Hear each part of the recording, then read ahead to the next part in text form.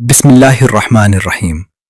ناظرین کرام، رسول اللہ صلی اللہ علیہ وآلہ وسلم کی مبارک زندگی سراسر اخلاق، صبر، رحمت اور اعلیٰ کردار کا حسین نمونہ ہے، لیکن افسوس کے ساتھ کہنا پڑتا ہے کہ آج ہمارے معاشرے میں حضور اکرم صلی اللہ علیہ وآلہ وسلم سے منسوب بہت سے ایسے واقعات مشہور ہو چکے ہیں جو تحقیق کے معیار پر پورا نہیں اترتے۔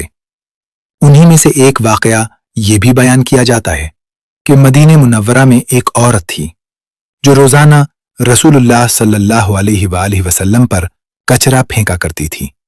پھر ایک دن جب کچرا نہیں آیا تو رسول اللہ صلی اللہ علیہ وآلہ وسلم نے اس عورت کے بارے میں پوچھا۔ معلوم ہوا کہ وہ بیمار ہے، تو آپ صلی اللہ علیہ وآلہ وسلم اس کی عیادت کے لیے تشریف لے گئے، اور آپ کے اعلیٰ اخلاق سے متاثر ہو کر وہ عورت مسلمان ہو گئی۔ ناظرین، یہ واقعہ سننے میں جتنا دل کو چھونے والا محسوس ہوتا ہے، تحقیق کے اعتبار سے اتنا ہی کمزور ہے۔ دارالافتاء جامعہ علوم اسلامیہ علامہ محمد یوسف بنوری ٹاؤن کے واضح اور مدلل فتویٰ کے مطابق رسول اللہ صلی اللہ علیہ وآلہ وسلم سے منسوب کسی بھی واقعے کو بیان کرنے کے لیے یہ ضروری ہے کہ وہ مستند کتب حدیث میں ثابت ہو۔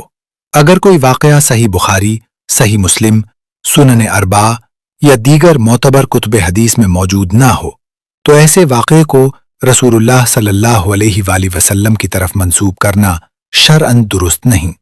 چنانچہ مذکورہ واقعہ نہ کسی صحیح حدیث میں ملتا ہے اور نہ ہی معتبر تاریخی مصادر میں، اس لیے علماء کرام کے مطابق یہ واقعہ بے اصل ہے اور رسول اللہ صلی اللہ علیہ وآلہ وسلم کی طرف اس کی نسبت کرنا جائز نہیں۔ ناظرین محترم، ہمیں یہ بات خوب سمجھ لینی چاہیے کہ رسول اللہ صلی اللہ علیہ وآلہ وسلم کے اخلاق کریمانہ بیان کرنے کے لیے من گھڑت قصوں اور غیر ثابت حکایات کی کوئی ضرورت ہی نہیں، چونکہ آپ صلی اللہ علیہ وآلہ وسلم کی سیرت طیبہ صحیح اور مستند واقعات سے اس قدر بھری ہوئی ہے کہ اگر ہم صرف وہی بیان کریں تو بھی دلوں پر اثر کرنے کے لیے کافی ہیں۔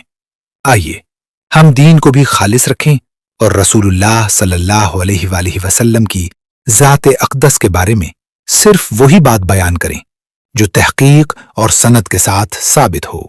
فقط واللہ اعلم۔ اگر آپ رسول اللہ صلی اللہ علیہ وآلہ وسلم کی مستند سیرت، صحیح احادیث اور تحقیقی باتیں سننا چاہتے ہیں تو ہمارے چینل کو سبسکرائب کریں، ویڈیو کو لائک کریں اور دوسروں تک شیئر کر کے ثواب میں شریک ہوں۔ جزاکم اللہ خیرا۔